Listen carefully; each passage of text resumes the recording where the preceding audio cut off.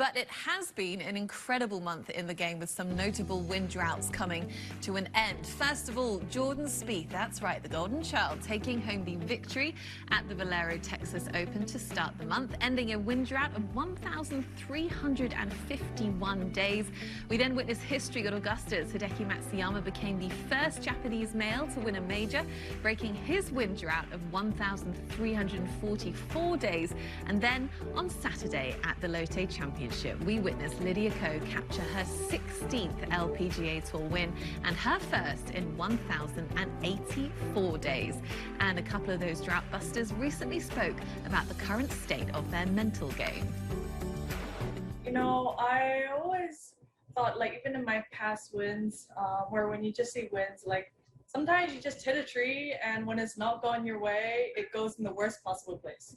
And then sometimes you hit a tree and it comes back on the fairway. Like, things just happen, and that's where I've kind of naturally thought in my mind, you know, I feel like there's already a chosen winner and we don't know. So for us, our job is just do a good job of what you have in front of you and do a good job of what you can control. And you know, whatever happens, it just happens. And there are so many aspects that we just can't control. So I just kind of thought that, and I think the more times I, you know, play and put myself in these kind of positions, I think you're able to realize that sometimes it's going to go your way and sometimes it's not. And you know, I know when the times it doesn't, it's going to hurt, but those moments make me stronger. And you know, I've had, you know, so much support from my family, and I know that they, you know, no matter if I shoot 81 or 61, they don't love me more or less.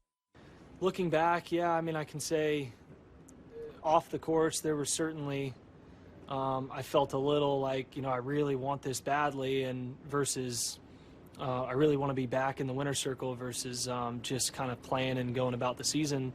But really, I think I could say the same about kind of the actual performance piece of it as well. I mean, the performance is what for me threw off the mental side, the mechanical side of things, and at least to get on the right track has given me enough kind of freedom. I'm way stronger mentally than I was in that 2014 time frame, and I can compare it kind of to then as just a time where I struggled to get into the winner's circle in contention, and that's why I draw those similarities. And I had to kind of learn the patience of a final round, and it just took me a couple extra times over the last couple months in contention to just kind of relearn that a little bit, relearn that patience and that lightness that you need, that anything can happen.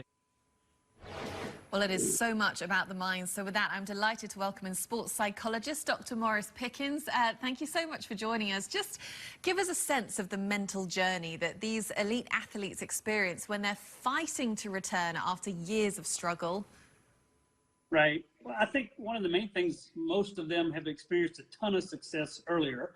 And so they know it's somewhere they can be, and they're just, you know, trying everything they can to get back there.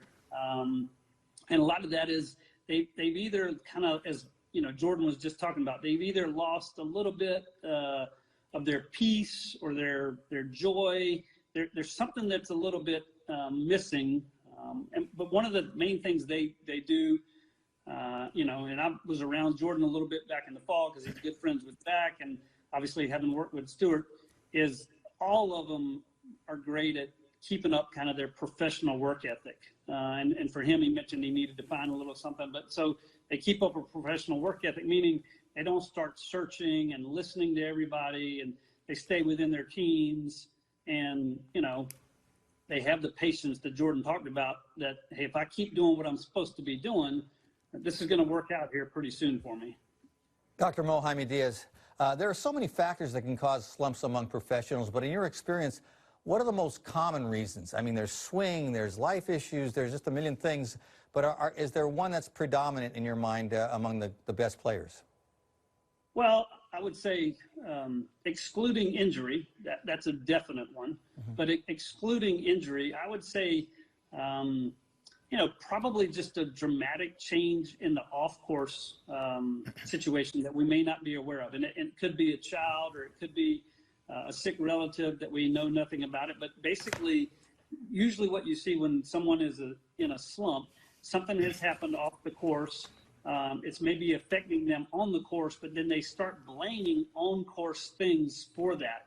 And they start kind of tweaking with things that really shouldn't be messed with. And then this snowball effect where they're creating a problem that really didn't exist because they weren't good at evaluating the real root cause initially. Dr. Pickens, Jimmy Roberts here. Confidence is such a critical part of any endeavor. But how do you get confidence when you might not have anything to feel confident about?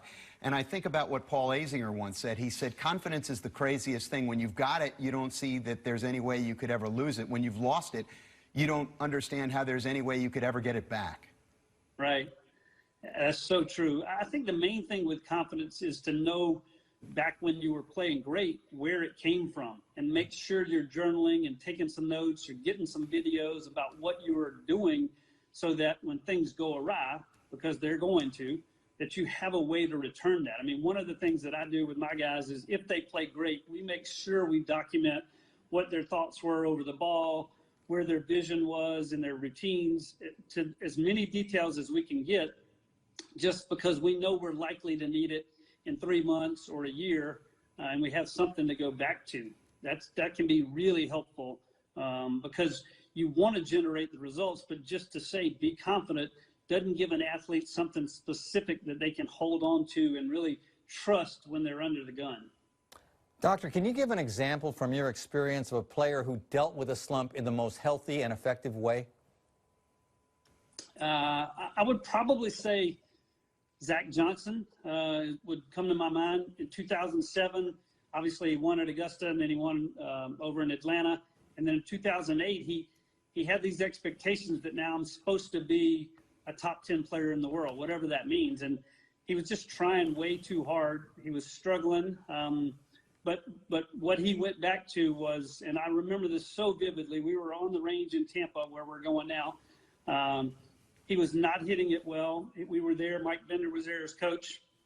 He spent about 2 hours going through ball position, posture, tempo, and finally kind of clicked on something. But it was a wonderful illustration of, hey, stay professional, take water breaks, come back. Let's just keep working, and we're going to figure this out. And then it didn't turn around right away, but later that year, things kind of turned back to the form that he had in 2007. And Dr. Pickens, the last 3 weeks, we've seen some phenomenal returns to victory. Just to give us a sense of that feeling of achievement and accomplishment when a player breaks through again. I mean, obviously, it's not the end of the journey. There's still work to be done, and it's just another building block, all part of the process. But it's physical evidence that the hard work has paid off. Yeah, I mean, I think the reward is just the validation of all the hard work that they put in, and knowing, hey, I went about this the right way. I kept working, I kept being nice to people. I kept being kind to myself, and I just trusted in what was going on. And, I think they just get this sense of, hey, I knew I was going to be back here, and it is such a blessing to have that happen again. Lisa Sink talked about what a wonderful blessing yesterday was with the family. And I think that's the sense that most of these guys get, is maybe I did take it a little bit for granted when things were so easy. And just to stop and be like, hey, this is a wonderful, wonderful time. I need to enjoy this. Yeah, it makes perfect sense. Thank you so much for joining us. Always interesting to hear about the mental and the psychology side of the game. So thank you so much for your insight, Dr. Pickens. Thank you.